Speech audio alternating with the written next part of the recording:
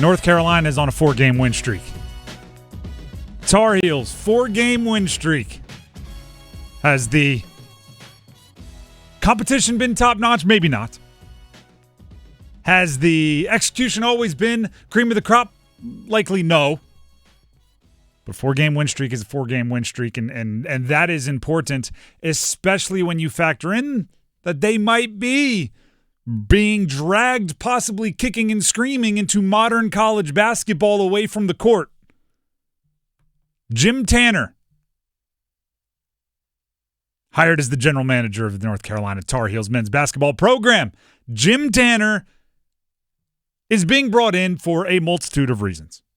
Okay, he is, by all accounts, and we've just read press releases and things. It's not like we've gotten to know the guy, but he's connected in all the ways you'd want a GM to be connected. A college basketball GM. He's a longtime agent for NBA players, NBA coaches, WNBA players. And I'm talking, this isn't like he's end of the bench guys, like Hall of Famers. Okay, so actually I have some of them right here just to read it for you. Currently, players like Jared Allen with the Cavs, Desmond Bane with the Grizzlies, we're talking like $100 million contracts. Okay.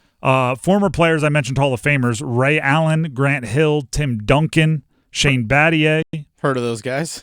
Former UNC players, the list goes on and on. Marvin Williams, John Henson, Isaiah Hicks, Sean May, Brandon Wright, Tyler Hansborough, Justin Jackson, Raymond Felton, Luke May, and Joel Berry, amongst others. So he's exceptionally connected there. One of the crucial parts of his background is he worked with his players on and off the court. Right? There are certain agents that handle just contracts, negotiating with team. Let me get you your basketball money, and then you can go sign with someone else for your marketing opportunities. The business that he owned handled both, which means he was out working with brands to create advertising campaigns and finding endorsements for his clients. That's NIL. That is what NIL is. Now it'll be a little different because he'll be more selling like you could have the point guard of North Carolina rather than like you could have Raymond Felton, right? Because it'll be about building the value in the program, but selling is selling. A ton of experience in the basketball world, and also he's a North Carolina guy, right? Grew up in High Point. He's a graduate of UNC. Had a very prestigious scholarship whose name is escaping me at the moment. He's connected, so he's within the UNC family, but it's not like the old days where if you didn't like play for Dean Smith, you're not even a possibility to be in the program. So all of this is great.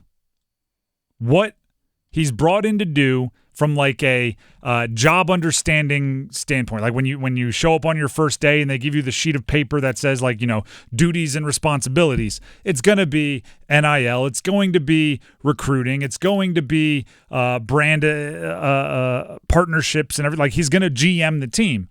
Here's what I think from a big picture. Right? If you always have like the duties and responsibilities, then you have like a mission statement. Here's what I think Jim Tanner's mission statement is going to be for UNC. Bring him into the future. Don't have any of our competitors out there that have something that we don't also have if we want it, right? Shouldn't be the last team amongst the Blue Bloods to get a GM. Should have the best partnerships with things like Jordan Brand, with things like everywhere, like all of the local businesses. You shouldn't be behind football in innovation, which you absolutely were as soon as Bill Belichick signed on to be your head coach. And it pairs with Hubert Davis. Now here's an interesting part of the story that broke today. Shout out to Brian Murphy, WRAL Sports investigative reporter. He was the first place I saw it. Big shout out. Hubert Davis signed a contract extension recently. Now, the timeline of it appears to be the deal was agreed upon July 1st. But because we learned this with Bill Belichick as well, I guess there's just lawyers that want more billable hours. It was signed in mid-December. So it was agreed upon July 1st. There were months until they decided to sign. It was signed in mid-December. Basic college coaching contract, base salary $1.25 million. There's supplemental income that brings it up to $1.7 million this year. $100,000 increase every year. The additional $550K basically comes from Learfield. That's just run-of-the-mill structure for coaches. You get a little bit from the media, a little bit from and it totals whatever it totals. Yeah, a little bit from Nike, those kinds of things. Here's the rub of it all, right? Because the irony is probably mid-December into the new year is when our comments were filled most with like the Hubert Davis conversation about whether he should or should not be the man leading the Tarheels through the foreseeable future. And it turns out around that same time, he was signing a contract that tied him to the program through 2030. If you are in a future, right? If you are UNC of the now, if you are Jim Tanner's UNC Tar Heels, I hate to say it, but this is how the Blue Bloods operate. That doesn't mean you could have a contract that ties you to the program through 2030. Doesn't mean you're going to be with the program through 2030. According to Brendan Marks, covers a whole bunch of college basketball teams, including UNC, for The Athletic, the buyout, and I emphasize, as Brendan did in his reporting, only should be in quotations here. But the buyout is only his base salary times the number of years remaining. And if you remember, his base salary is $1.25 million. So another 5 years, $1.25 million. You could buy this guy out for a little over $6 million. That's a lot of money, yes. Shouldn't be for UNC basketball. I'm going to relate this to he came on our show. It was Jerry Ferrara, Turtle from Entourage. They have a podcast now, and I was listening to it, right? Support those who support you. Came on our show. I was throwing him a listen. It's he and Matt Leinart. It is, yeah, exactly. It's called Throwbacks. He was talking about the deals they sign with HBO for Entourage. He's like, we'll sign a 5-year deal. They can cancel us at any point in time. I have no idea why we sign a 5-year deal. It's a 1-year deal. It's just like, hey, if we keep you, this is how much you're going to get paid. That's how some Blue Bloods operate. We'll agree to a contract, but if you're not living up to our standards, you're gone. You may say that's ruthless. Sure. You may say that's disloyal. I might agree with you. But the first thing you do when you realize you're making a mistake is stop making that mistake. And you don't, if you're UNC, worry about the details because you're the North Carolina Tar Heels. Jim Tanner, your new GM, with all that business acumen, all of that Rolodex, that gigantic Rolodex across businesses and basketball, if he's bringing in cash the way a program like North Carolina should be bringing in cash, you get the best coach that you possibly can. If you still think that's Hubert Davis, fantastic. I'm not arguing against it. He's got him on a 4-game win streak. We've seen him flip the switch with a team in mid to late February and go on a heck of a run. If he does that, more power to him. But if the powers that be look around and say, that's not the way we should operate,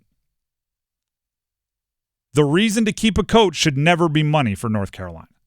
It should be because you think he's best for the job. The reason you keep a GM should never be money. It should be because you think he's best for the job. Or actually, I guess it could be money. If he's bringing in so much money, that's kind of that's job well done. Yeah, that's exactly. He's fulfilling his duties very well. Then that will show you that he's good at that job. My point is, from this point forward, now that you're catching up as far as structure and you've acknowledged that you can't just do things the way you've done them the last 100 years, now that you're into the modern college sports realm,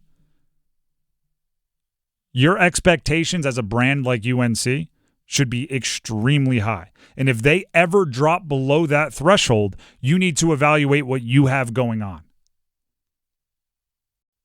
Money should never be a reason to, like, I've covered programs. Quote unquote lesser programs who had to stink for 2 years and everybody knew it.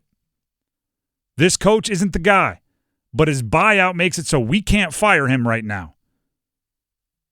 That's a really tough place to be for a fan base where everybody's just like, hey, what are we going to do? We got to wait 2 years? All right, we had 26 months. That's when the buyout drops to something that we can afford. Let's wait 26. Let's start a calendar. Got to suffer through this? UNC should never do that. I'm not saying they are. I'm just saying you're in the future now. It's a different beast. Attack it. I want to see. Let's see. I don't even know who's going to be on the team next year. I want to see Seth Trimble if he returns in commercials. I want to see him driving a nicer car. I want to see him doing all those things. That's what everybody else, every other team in the country is doing, especially those with any cachet.